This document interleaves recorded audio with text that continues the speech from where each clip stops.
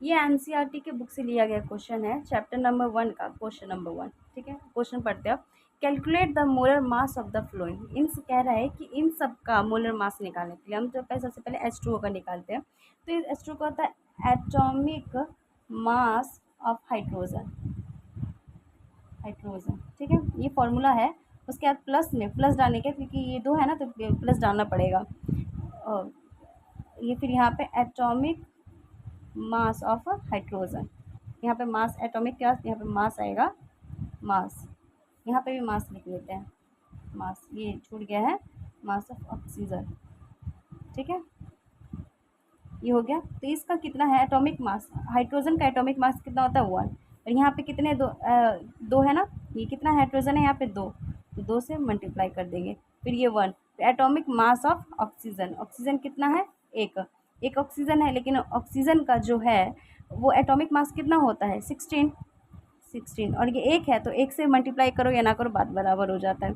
उसके बाद फिर ये हम 2 + 16 = 18 ग्राम पर मोल। ठीक है, अब हम कार्बन डाइऑक्साइड का निकालते हैं। तो कार्बन डाइऑक्साइड में हम ये सबसे पहले फॉर्मूला लिख लेते हैं, atomic mass of carbon plus atomic mass of oxygen. ठीक है, अब ये हो गया। अब यहाँ पे कार्बन कितना है 1, कार्बन तो 1 है यहाँ पे, लेकिन कार्बन 1 है, इसका एटॉमिक मास कितना होता है 12। ठीक है, और ये oxygen atomic mass of oxygen, तो ऑक्सीजन का कितना होता है 16, और ये कितना है 2 है, ऑक्सीजन कितना है यहाँ पे 2, तो 2 से मल्टीप्लाई कर देंगे। यहाँ पे भी हम 1 से मल्टीप्लाई करें या ना करें बात बराबर ही होता है, इसलिए मैंने यहाँ पे किया नहीं है। तो ये 12 + 32 कितना हुआ 44 ग्राम पर मोल। ठीक है, अब हम इसका निकालते हैं CH4 का।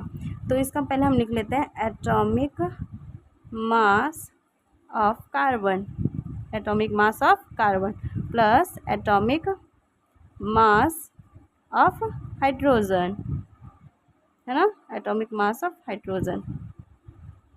तो यहाँ पे कार्बन का कितना होता है ये तो आपको पता चल ही गया होगा, क्योंकि यहाँ पे भी कार्बन था, कार्बन का 12 होता है, अब तो पता चल ही गया होगा। नहीं पता चला है तो बुक में एक बार अच्छे से एटॉमिक मास सबका याद कर ले, बहुत ज़रूरी होता है, नहीं तो आपसे मोलर मास नहीं निकल पाएगा। मोलर मास नहीं निकलेगा तो मोल जो होता है वो निकालने में बहुत दिक्कत होगा, इसकी वजह से आपका पूरा केमिस्ट्री चौपट हो जाएगा।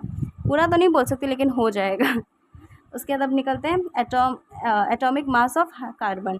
कार्बन का कितना होता है 12, और एक है तो एक से मल्टीप्लाई करो या ना करो बात बराबर होता है। प्लस में atomic mass of hydrogen, atomic mass of hydrogen, यहाँ पे हाइड्रोजन कितना है वो 4, और कितना होता है इसका एटॉमिक मास कितना होता है हाइड्रोजन का 1, और यहाँ पे है कितना 4, तो 12 + 4 = 16 ग्राम पर मोल।